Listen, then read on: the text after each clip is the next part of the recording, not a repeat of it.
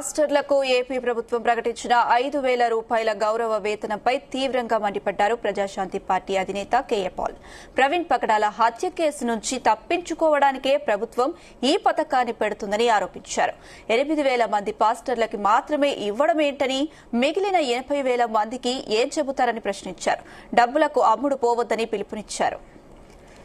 ఆంధ్రప్రదేశ్ ముఖ్యమంత్రి Chandrababu Naidu good Friday good news 8,000 మంది పాస్టర్లకు నెలకు 5,000 రూపాయలు ఇస్తున్నామని ఇప్పుడు ఇవ్వడం ఏంటి అంటే ప్రవీణ్ పగడాలది హత్య అని కోట్ల మంది క్రైస్తవులు, ముస్లింలు, హిందువులు బయటకు వస్తే నోరు ముయించడానిక పాస్టర్ల ద్వారా?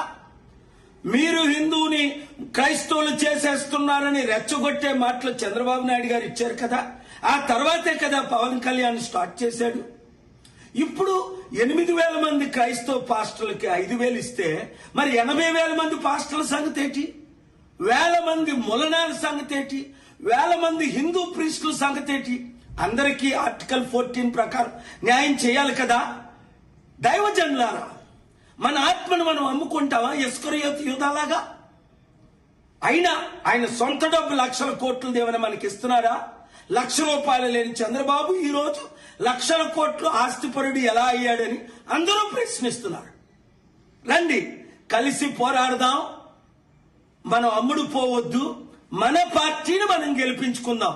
7569441275 ఈ కుటుంబ కుల అవినీతి పార్టీలకి గుడ్ బై చెప్దాం, మనల్ని మనం కాపాడుకుందాం.